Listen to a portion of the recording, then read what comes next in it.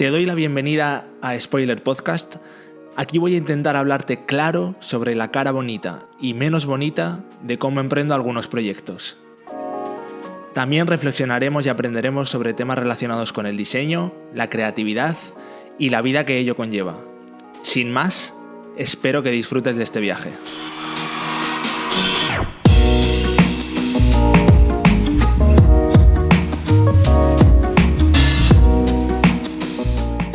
Bienvenida, bienvenido. Esta semana te voy a hablar de un tema reciente, porque ya sabes que este podcast se llama Spoiler, es en el que voy desengranando mis experiencias. Aquí no hay lecciones de nada, simplemente son experiencias mías que me van sucediendo. Y si a ti eso te sirve para aprender en base a mi experiencia, pues genial. Y justo esta semana voy a hablar de un tema que yo trabajo mucho, porque trabajo el tema de diseño de identidades, diseño de branding, que es el de diferenciar tu marca. Y lo hablo porque he tenido una experiencia reciente esta misma semana, y la tengo a menudo también, pero una bastante reciente, con un cliente arquitecto al que le voy a hacer su página web. Y también hablábamos un poco de darle un toque, la posibilidad de darle un toque a su identidad. Y cuando estás haciendo ese briefing, esa reunión inicial, que para mí es crucial y que ahí me preparo muy bien y intento sacarle el máximo, exprimir al máximo al cliente, hacerle pensar y llevarle a lugares incómodos y intentar ver de qué pie cojea y cuáles son sus virtudes, e intentar que se sincere lo máximo, porque necesito percibir cosas. Al final muchas veces me pasa que llegamos a la conclusión de que los clientes vienen con una idea preconcebida de cosas que las quieren, pero cuando empiezas a indagar y les preguntas de por qué quieres esto, muchas veces no saben darte una respuesta sincera que no acabe siendo algo así como: bueno, pero es que esto porque se lo he visto a esta otra web de mi sector, o porque todas las webs de mi sector lo hacen así. Y esto es lo que pasó exactamente esta semana. Todas las webs de mi sector hacen esto así. Ya, pero la mayoría lo hacen así, estoy seguro. Pero en el sector de la arquitectura, concretamente, el mundo web no es que sea un ejemplo a seguir, porque normal, muchos negocios de arquitectura al final no dependen de su web para subsistir.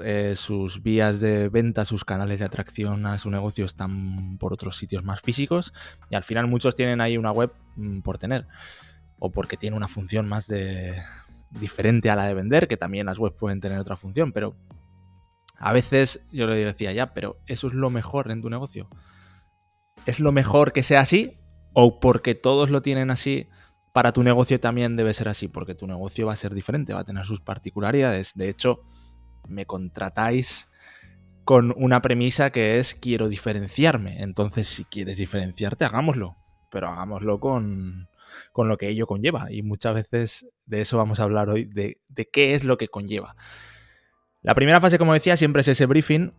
Ahí siempre, cuando rascas, siempre hay una de las preguntas, siempre hay un momento clave en el que el cliente te va a decir que quiere diferenciarse, o que ya se está diferenciando con su servicio, etc. Es normal, o sea, como negocio todos queremos diferenciarnos. Yo, además de tener mi negocio de servicios, tengo otros negocios propios, y obviamente en todos intentamos diferenciarnos. Y esa es la premisa del briefing muchas veces, y uno de los objetivos pilares de ese briefing. Ok, quiero diferenciarme. Genial, vamos a ello. Pero después entras en la segunda fase, cuando vas a diseñar una marca. Siempre como diseñadores, cuando ya hemos recopilado esa información de ese briefing, nos vamos delante de nuestra oficina, nos ponemos a trabajar y empezamos la fase de investigación. Al final el cliente conoce muy bien el mercado, pero nosotros tenemos que intentar, en un margen de tiempo a veces más reducido, a veces más amplio, dependiendo del proyecto y del margen que se nos dé, debemos intentar empaparnos de ese sector al máximo, porque debemos verlo desde nuestro punto de vista de diseñador. Entonces ahí empiezas a investigar, empiezas a adquirir una cultura visual de ese sector, empiezas a indagarte de fuentes de las que crees que pueden encajar con ese cliente por lo que has percibido en el briefing, por lo que le has podido conocer, por las reuniones que has tenido con él, por las preguntas que le has podido hacer.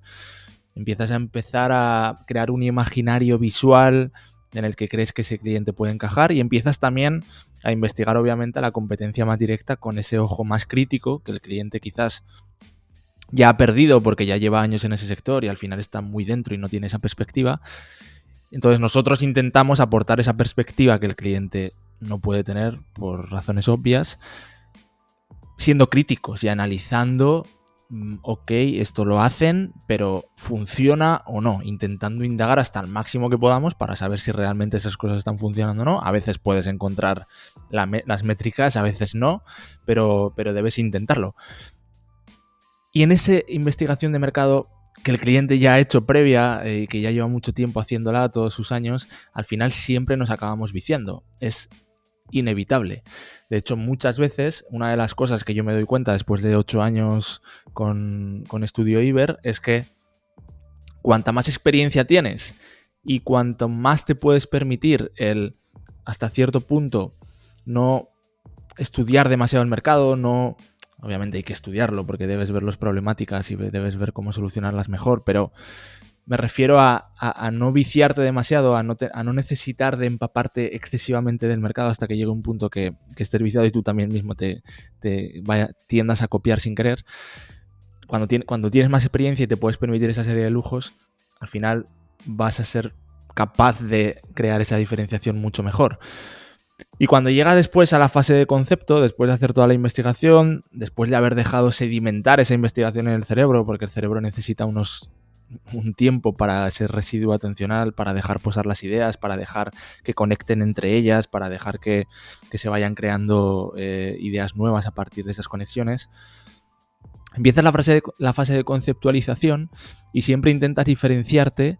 En mi caso particular, lo que más me he dado cuenta a lo largo de los años es que la mejor manera de diferenciarse es mirando hacia adentro. Es decir, si es una marca personal es muy fácil, intenta investigar cuáles son tus aristas ocultas quizás, porque quizás tú mismo las ocultas por complejo, y aquí es donde viene el problema, pero sin esa aceptación. Y si es una marca en la que no es una marca personal, al final siempre va a haber una persona que sea el fundador, siempre va a haber una persona, siempre va a haber una serie de características que puedas rascar y que también esa marca tenga, igual que las tiene una persona, de esas aristas diferenciadoras. Pero si no somos capaces de que el cliente se acepte, y ese es nuestro papel como diseñadores, si no somos capaces de hacerles ver que deben quitarse ese complejo, cuando intentas presentar en la conceptualización una propuesta de un concepto que quizás intenta diferenciarse en base a esas aristas que tú desde fuera sí has visto, porque las has percibido como diseñador, porque tienes esa perspectiva y has observado bien en el briefing y en las reuniones y conociendo al cliente, al final se la presentas al cliente y normalmente el efecto que tiene es de rechazo. ¿Por qué? Porque muchas veces se sienten pequeños normalmente. O sea, yo no suelo trabajar con líderes de sectores y la mayoría de las veces trabajo con empresas que suelen ser pymes, que lo que quieren es proyectar, crecer y suelen mirar a la competencia muchas veces con complejo de inferioridad. Y es normal, porque son más pequeños a nivel números, pero tienen cosas que podrían hacerles llegar a lo alto. Y sin embargo, ellos intentan no mostrar esas aristas que les diferencian por complejo. Y entonces inevitablemente quieren parecerse a los que sí están arriba porque creen que eso es lo bueno. Creen que mostrar esa imagen es mostrar esa imagen de calidad. Creen que eso es lo que les va a llevar a donde está ese competidor porque creen que ese competidor con esa imagen es la que le ha permitido llegar ahí. Pero, ojo, porque te equivocas, porque si tú, ¿qué quieres ser? Bueno, aquí hay que tomar una decisión. ¿Qué quieres ser? ¿Quieres ser un seguidor? ¿O quieres liderar ese mercado? ¿Tienes ambición de en algún futuro llegar a ser número 1 y no solo ponerte igual con ese competidor que ahora miras con ojos de inferioridad, sino superarlo? ¿O quieres ser un seguidor y estar siempre por detrás? Porque si le copias, porque si al final tiendes a ser uno más, a ser algo que además tú no eres, porque no va con tu esencia, sino que estás poniendo una máscara a tu identidad, estás poniendo una máscara postiza para dar una imagen que para ti es superior, al final acabas siendo un seguidor. Nunca podrás superar a esa persona porque tú has llegado después y estás mostrando una imagen muy similar, pero para ojos del mercado tú eres el segundo. Siempre. Entonces, aquí siempre llega el miedo. Y nuestro trabajo como diseñadores debe ser, si estamos convencidos de algo, si hemos llegado a unas conclusiones en ese briefing, en esa investigación de mercado, en esa fase de conceptualización, en ese testeo de ideas, etcétera, debemos ser capaces de presentárselas de tal manera al cliente que le hagamos ver el beneficio de eso. Y ahí viene también una manera de vender tu concepto, de vender tu propuesta, de vender tu idea.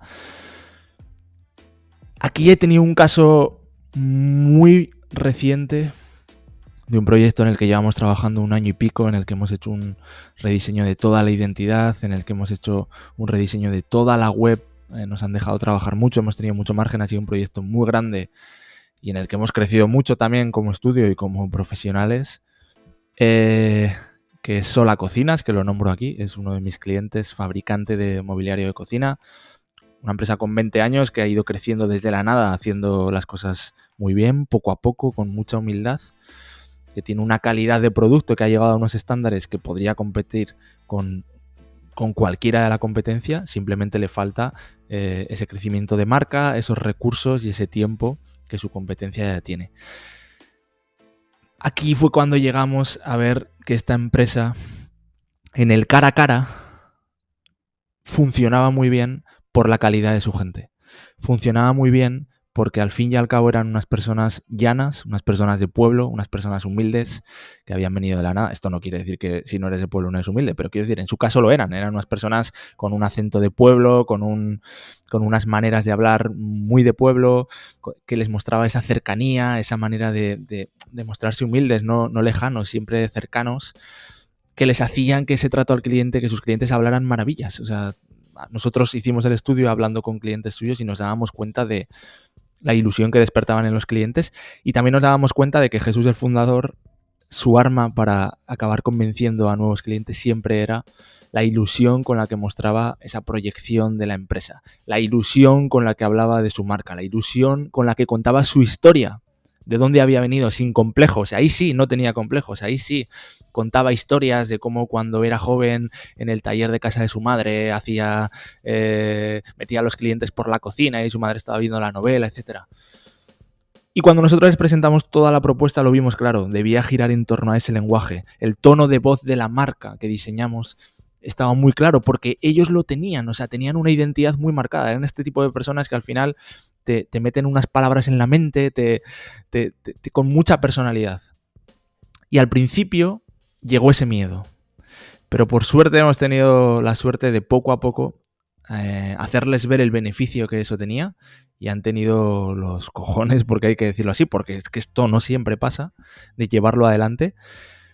Además en un sector que es el del mobiliario de cocina, que era súper plano, súper aburrido, todas las cocinas te hablaban un lenguaje aburrido que no decía nada, entrabas a webs y todas te decían lo mismo, cocinas holísticas que muestran el placer del material, de la no sé qué, que al final lo lees y dices, pero si no me has dicho nada, o sea, si me estás aquí metiendo palabrejos para hacerte el guay, pero no me estás diciendo nada diferente. De hecho, hicimos este estudio poniéndole al fundador, que fíjate si conoce el sector, varias webs de la competencia en el que con Photoshop le cambiábamos el logotipo y él mismo, de 10 creo que solo acertó 3.